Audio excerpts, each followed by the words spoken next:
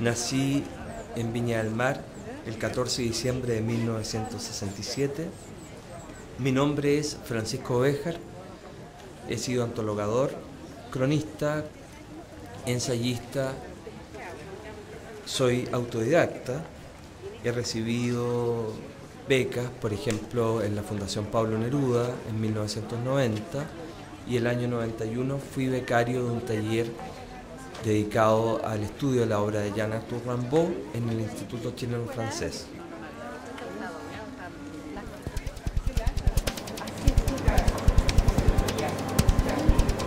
Bueno, mis inicios literarios se remontan a mi infancia.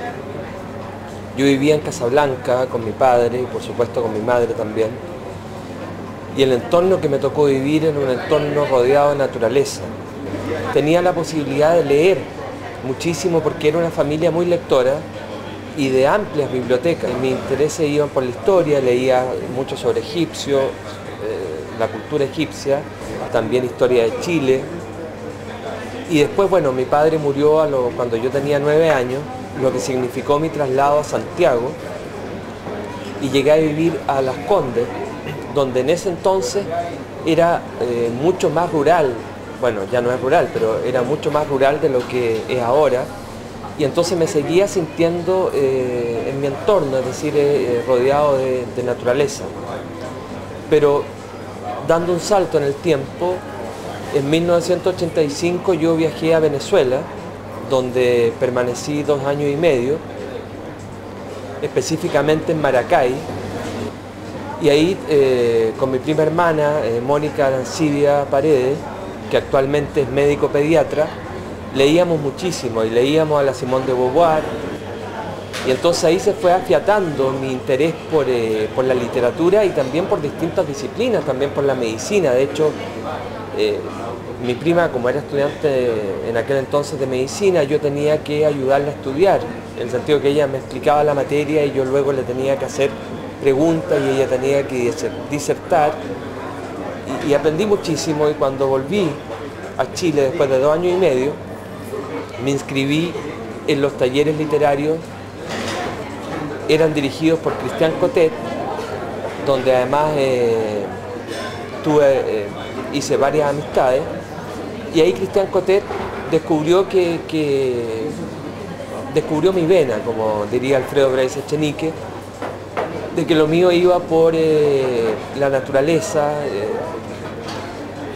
y tal vez algunos recuerdos que eran importantes que los trajeran nuevamente la memoria y quedaran plasmados en el papel. Y es de esa manera como surge mi primer libro, que es Fluvial, dirigido por Bruno Serrano y Gedi Navarro. Hay algo que me interesa decir de ese libro, que lo dijo también Cristian Cotet, que ese libro manifestó un descontento con el presente que me tocaba vivir, que en definitiva eran las postrimerías de la dictadura militar, y al manifestar ese descontento volvía hacia el pasado donde recorría de manera idílica con mi padre el sur de Chile. Y en realidad es ahí donde se inicia mi poesía y mi literatura.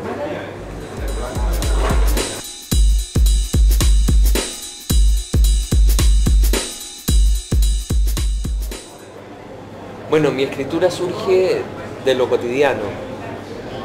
No me propongo en general estructurar un libro antes de escribirlo, sino que mis libros nacen de la experiencia diaria y de la memoria.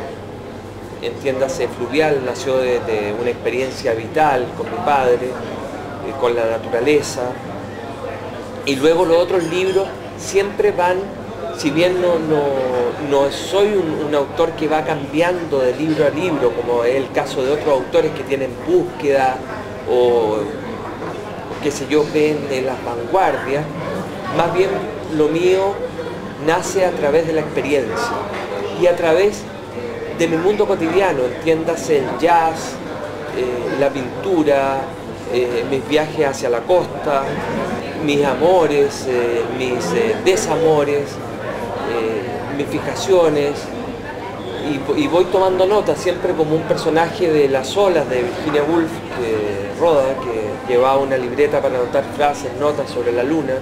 Yo también siempre llevo un cuaderno donde voy tomando notas.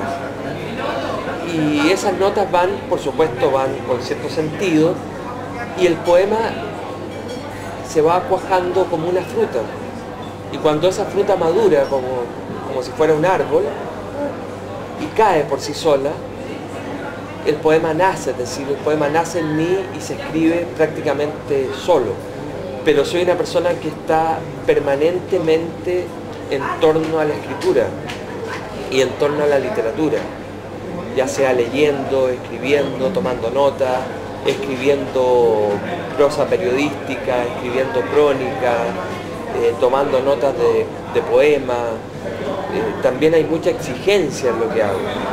No me gusta publicar por publicar, en ese sentido me siento afín a Claudio Iaconi, a decirle que no tengo una ansiedad publicante, sino más bien cuando ya tengo un libro que me hace sentir seguro de lo que he escrito y de lo que me propuse, y además de entregar lo mejor de sí. Eso es lo que quiero, entregar lo mejor de mí hacia los lectores, tener un respeto por quienes me leen, por quienes son mis semejantes, como diría Charles Baudelaire.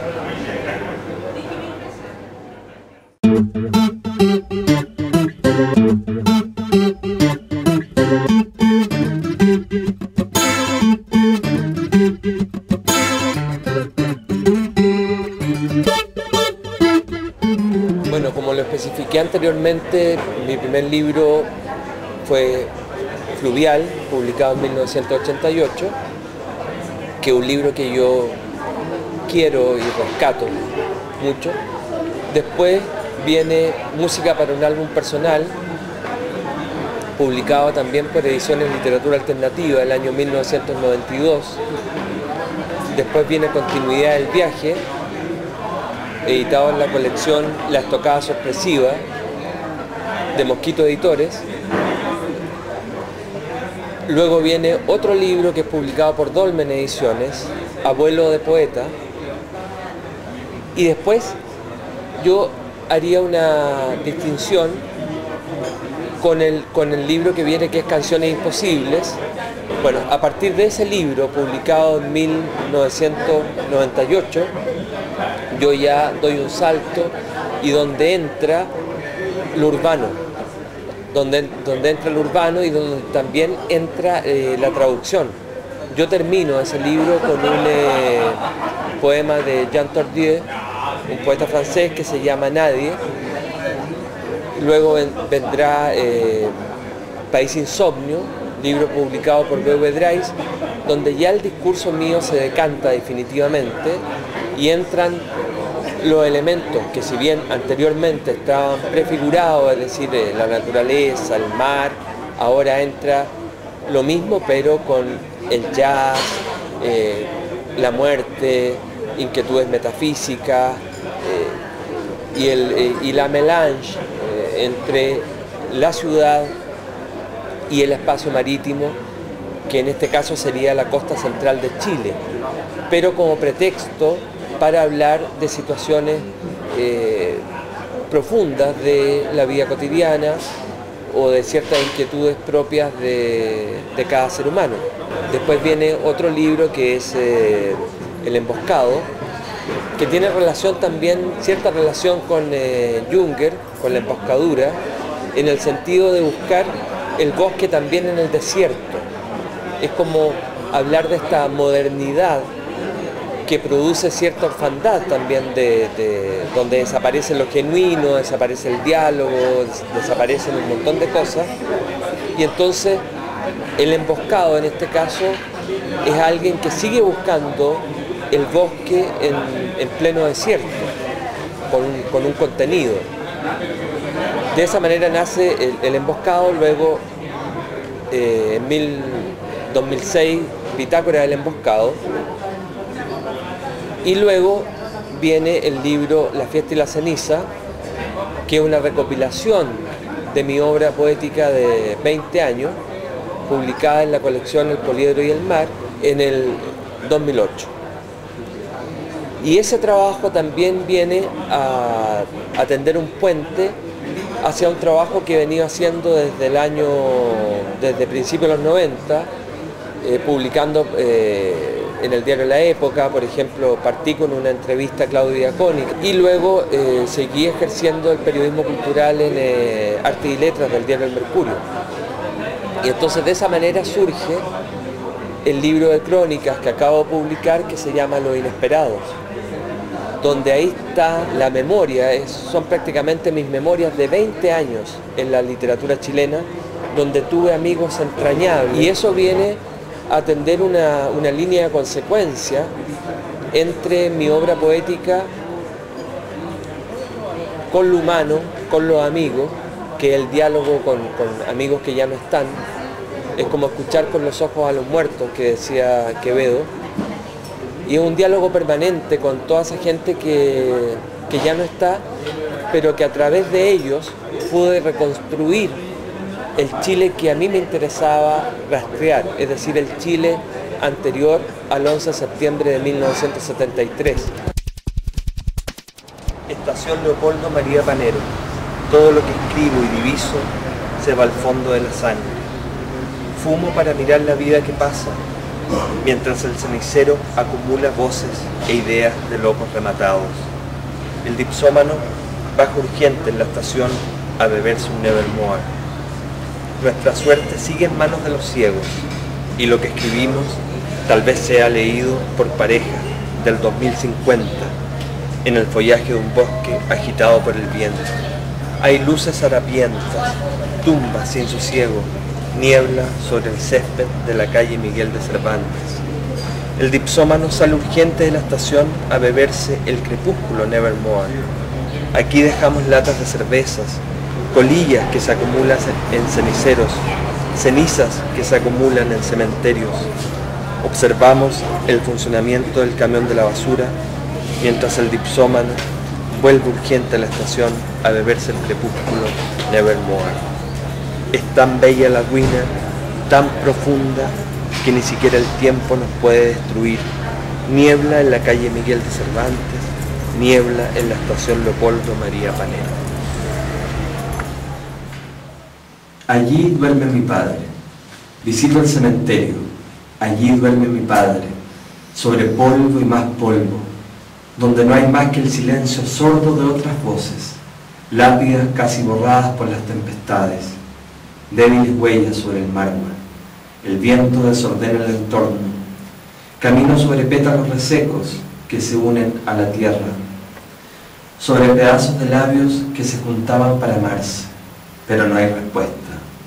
Un día espíritu y carne fueron fuertes, vagaban sin prisa, releyendo en el aire las señales de la vida. Estoy de pie en este mundo, mirando cómo muere la tarde, sintiendo la enarbolada sensación de contener en un segundo otros ecos. Hay pasos que oyen, hay ojos disueltos que observan, también el destello de la nada. Allí duerme mi padre, frío y delicado como la nieve. Puesta de sol. Somos monedas alojadas bajo puentes, no fuentes, y los matices de esta puesta de sol lo dirían a gritos, o los pájaros que veo volar trinarían esa verdad. O esta misma calle con su millar de luces húmedas, máscaras y rostros que uno no alcanza a descifrar. Nuestro lenguaje sigue siendo el viento, que barre papeles, hojas secas y promesas. La ciudad es un delta de inquietantes arterias, donde también fluye lo que nos hace vivir, como la savia mantiene vivo a los árboles nudosos. Puesta de sol, cavilaciones, la hora tuya, en este fuego de naipes con los libros y las fotos.